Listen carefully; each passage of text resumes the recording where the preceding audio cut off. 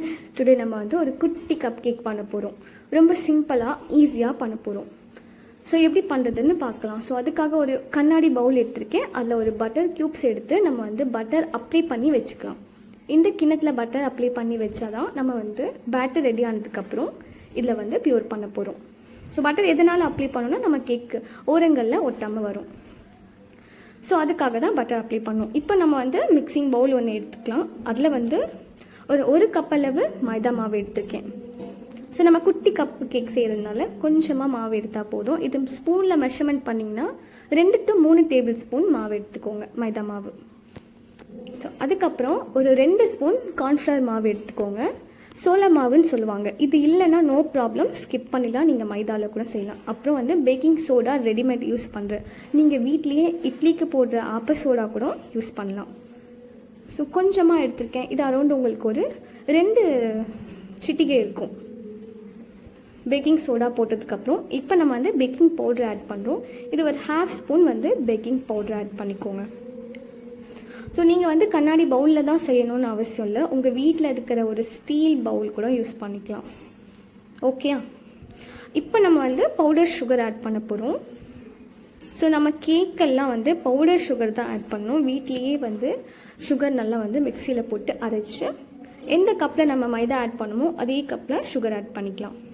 So சீனி add பண்ணதுக்கப்புறமா நம்ம வந்து வெனிலா எசன்ஸ் ஆட் பண்ண போகிறோம். இதுவும் ஜஸ்ட்டு 3 ட்ராப்ஸ் ஆட் பண்ணியிருக்கேன். ஸோ இது ஜஸ்ட்டு ஃப்ளேவருக்காக தான், நல்ல ஒரு ஸ்மெல் கொடுக்கும். ஸோ ஃபைனலாக வந்து உப்பு கொஞ்சமாக ஒரு சிட்டியை ஆட் பண்ணிக்கோங்க. ஸோ ஜஸ்ட் 5 மினிட்ஸில் நம்ம வந்து இந்த கேக் பண்ணிக்கலாம், பேட்டர் ரெடி பண்ணிக்கலாம். ஸோ இப்போ இது எல்லாத்தையும் மிக்ஸ் பண்ணலாம். மிக்ஸ் பண்ணுறதுக்கு மில்க் எடுத்துருக்கேன். மில்க் இல்லைனாலும் தண்ணியில் கூட நம்ம மிக்ஸ் பண்ணிக்கலாம். கேக்கு நல்லா தான் வரும் அதுவும். ஸோ இதெல்லாம் மிக்ஸ் ஆனதுக்கப்புறமா நம்ம வந்து கோகோ பவுடர் ஆட் பண்ண போகிறோம். ஸோ சாக்லேட் கேக் பண்ண போகிறோம் இல்லையா, அதனால் நான் கோகோ பவுடர் யூஸ் பண்ணுறேன். நீங்கள் ஜஸ்ட்டு வெண்ணிலா கேக் செய்கிறதா இருந்தால் கோகோ பவுடர் அவாய்ட் பண்ணிவிட்டு மில்க் பவுடர்னு இருக்கும் ஸோ கடையில், அந்த மில்க் பவுடர் கூட நீங்கள் யூஸ் பண்ணலாம். நம்ம கோகோ பவுடர் ஆட் பண்ணி நல்லா மிக்ஸ் பண்ணதுக்கப்புறமா நம்ம ஆல்ரெடி எடுத்து வச்சுருக்க பட்டர் க்யூப்ஸ் ஒரு ஆட் பண்ணிக்கோங்க. உங்கள்கிட்ட பட்டர் இல்லைன்னா நீங்கள் குக்கிங் ஆயில் கூட யூஸ் பண்ணலாம். ஸோ வீட்டில் சமையலுக்கு யூஸ் பண்ணுற எண்ணெய் ஆட் பண்ணுறதா இருந்தால் ரிஃபைன் ஆயில் யூஸ் பண்ணிக்கோங்க. ஸோ பாம் ஆயில் யூஸ் பண்ணுறதை அவாய்ட் பண்ணிக்கலாம். அப்படி பட்டர் யூஸ் பண்ணுறதா இருந்தால் ரூம் டெம்பரேச்சரில் வச்சுக்கோங்க. ஸோ மிக்ஸ் பண்ணுறதுக்கு கொஞ்சம் ஈஸியாக இருக்கும். அதுக்கப்புறமா நான் வந்து கொஞ்சமாக மில்க் எடுத்திருக்கேன்.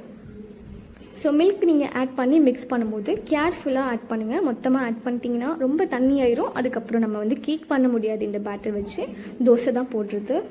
ஸோ 2 ஸ்பூன் வந்து மில்க் ஆட் பண்ணிக்கோங்க. ஸோ நம்ம பேட்டர் பார்த்திங்கன்னா கட்டி இல்லாமல் மிக்ஸ் பண்ணணும்.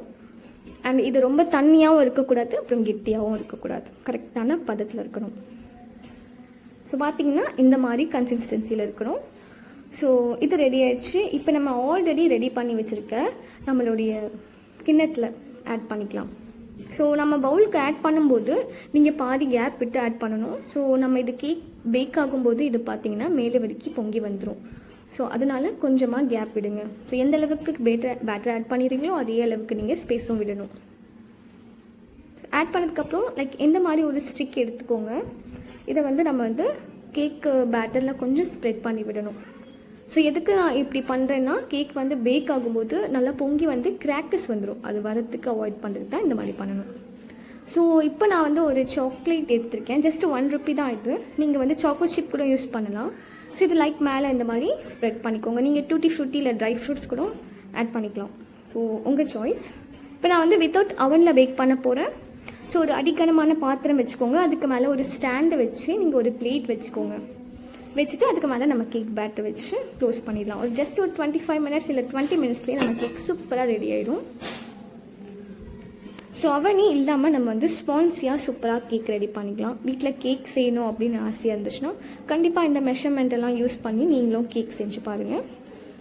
ஸோ நீங்கள் வந்து எது வேணாலும் ஆட் பண்ணி கார்னிஷிங் பண்ணிக்கலாம். நான் சாக்லேட் ஸ்ப்ரெட் ஆட் பண்ணியிருக்கேன். ஸோ விப்பிங் க்ரீம் எது வேணாலும் ஹனி கூட போட்டு நீங்கள் வந்து கார்னிஷிங் பண்ணிக்கலாம். ஸோ கண்டிப்பாக ட்ரை பண்ணிவிட்டு உங்கள் கமெண்ட்ஸ் அண்ட் ஃபீட்பேக்கை ஷேர் பண்ணிக்கோங்க. தேங்க்யூ ஸோ மச் ஃபார் வாட்சிங். Bye bye.